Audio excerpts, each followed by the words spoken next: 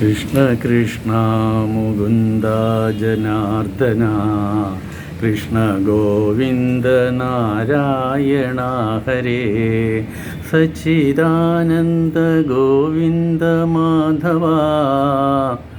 ഈ നാമങ്ങളുടെ പൂർണ്ണമായ അവതാരമൂർത്തിയാണ് നമ്മുടെ ഈ കൊച്ചു കേരളത്തിൽ പാറശാലയിൽ അവതരിച്ച ശ്രീ അഭേദാനന്ദ സ്വാമികൾ. അദ്ദേഹം ഒരു തവണ മൂകാംബികയിൽ നിൽക്കുന്ന സമയം അത് ഇവിടെ ആർക്കും അറിഞ്ഞുകൂടായിരുന്നു. അടുത്തും പറയാതെയാണ് മൂകാംബികയിൽ പോയിരുന്നത്.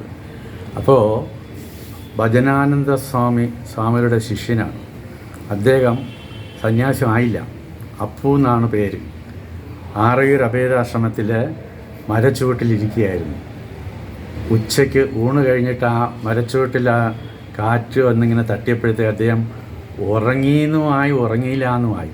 അപ്പോൾ ആ സമയത്ത് അദ്ദേഹം ഒരു ശബ്ദം കേട്ടു എന്നാണ്, അപ്പു വാ.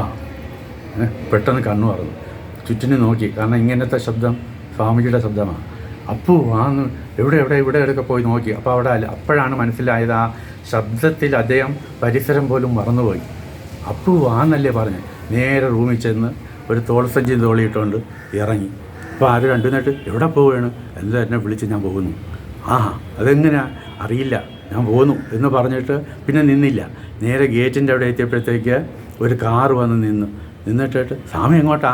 അപ്പോൾ പറഞ്ഞ് ഇറങ്ങി. അപ്പം ഞങ്ങൾ തിരുവനന്തപുരത്ത് പോവുകയാണ്, വരുന്ന ശരി.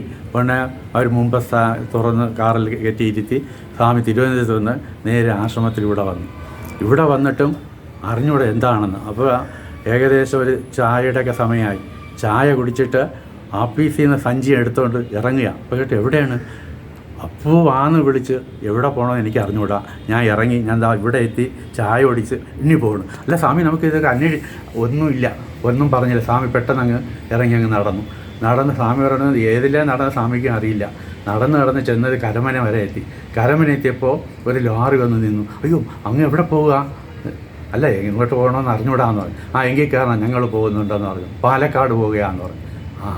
അങ്ങനെ പാലക്കാട് കൊണ്ടുവന്നു. പാലക്കാട് ചെന്ന് അവിടെ അവർ കാപ്പി കുടിക്കാനൊക്കെ ഇറങ്ങിയപ്പോൾ ഒരു കാറ് മുമ്പ് വന്ന് നിൽക്കുകയാണ്. സ്വാമിയെ ഞങ്ങൾ മുമ്പ് കണ്ടിട്ടുണ്ട്, ഞങ്ങൾ കുറച്ചങ്ങോട്ട് പോവുക, മൂകാംബിക വരെ പോവുകയാണ്. സ്വാമി വരുന്ന? അതെ വരാമെന്ന് പറഞ്ഞു. ലാറിക്കാരടുത്ത് നന്ദിയും പറഞ്ഞിട്ട് നേരെ ആ കാറിൽ കയറി മൂകാംബികയിൽ ചെന്ന് നേരെ എന്നെ വിളിച്ച ആളിനെ കണ്ടില്ലല്ലോ എന്നും പറഞ്ഞിട്ട് ദേവിയുടെ മുമ്പ് ചെന്ന് പ്രദക്ഷിണം വെച്ചിട്ട് തിരിച്ചു വന്ന് ഇറങ്ങിയപ്പോൾ അവിടെ ഒരു ശങ്കരാശ്രമമുണ്ട്. സ്വാമിജി മിക്കവാറും അവിടെയാണ് താമസിക്കുക. അപ്പോൾ ഏതിനും ശങ്കരാശ്രമത്തിലേക്കൊന്ന് ചെല്ലാം എന്നും പറഞ്ഞുകൊണ്ട് ചെന്നപ്പോൾ കതകിൻ്റെ അവിടെ നിൽക്കുകയാണ്. നിന്നെ കാത്തു തന്നെ, നീ വരുമെന്നറിയാം. ഉടനെ തന്നെ ചെന്ന് നമസ്കരിച്ചു. കയ്യേം പിടിച്ച് അകത്തോട്ട് ചെന്നപ്പോഴത്തേക്കാണ് സ്വാമിക്ക് മനസ്സിലായത് എന്നെ വിളിച്ചതിൻ്റെ കാര്യം. ഭയങ്കര പനി എന്ന് പറഞ്ഞാൽ സ്വാമിയോട് ഇങ്ങനെ ഒരു പനി ആ സമയത്ത് ഞാൻ കണ്ടിട്ടേ ഇല്ല. അത്രയ്ക്ക് നല്ല പനിയാണ്. അങ്ങനെ കൂടെ നിന്ന് ഒരു 3 ദിവസം കൂടെ നിന്ന് മരുന്നൊക്കെ കൊടുത്തൊക്കെ കഴിഞ്ഞ് പനി മാറി കഴിഞ്ഞപ്പോഴത്തേക്ക് പതുക്കെ അടുക്ക വിളിച്ചു, അപ്പോൾ ഇനി നമുക്ക് പിരിയാം. അയ്യോ സ്വാമി, കൂടെ 2-3 ദിവസം കൂടെ നിന്നിട്ടൊക്കെ പോവാം. അല്ല, പനിയൊക്കെ മാറി, ഇനി കുഞ്ഞു പൊയ്ക്കോ എന്ന് പറഞ്ഞ് മൂകാംബിക ക്ഷേത്രത്തിൽ വന്ന് രണ്ടുപേരും കൂടെ അമ്മയെ ദർശിച്ച് സ്വാമി നേരെ ശങ്കരാശ്രമത്തിലോട്ടും പോയി. ഭജനാനന്ദ സ്വാമി നേരെ ഇങ്ങോട്ട് പറഞ്ഞു വിട്ടു, പോരാൻ പറഞ്ഞു. ഇതാണ് ഗുരുവിൻ്റെ ആ ഒരു ഉൾവിളി എന്ന് പറയുന്നത്. അപ്പോൾ നമുക്കിത് മനസ്സിലാക്കി തന്നത് ഈ പറയുമാതിരി ഭജനാനന്ദ സ്വാമികൾക്കും ഈ സ്വാമിജി എന്ത് പറഞ്ഞോ അതുപോലെ അനുസരിക്കും. അതിൽ അക്ഷര വ്യത്യാസം ഇതൊന്നും നോക്കില്ല. എന്ത് പറയുന്നോ അതനുസരിക്കും. ഇങ്ങനെ ഒരു സംഭവം സ്വാമി പറഞ്ഞപ്പോഴുണ്ടാകുന്ന ആ ഒരു ഭാവവ്യത്യാസം സ്വാമിയുടെ ഇടയ്ക്കിടയ്ക്ക് കേൾക്കും. കാരണം അദ്ദേഹം പറയുമ്പോൾ ഉണ്ടാകുന്ന ഒരു ആത്മനിർവൃതി നമുക്ക് മനസ്സിലാക്കാൻ സാധിക്കില്ല. കാരണം എന്താണ്, അത് പറഞ്ഞ് ഫലിപ്പിക്കാനുള്ളതല്ല, അനുഭവജന്യമാണ്.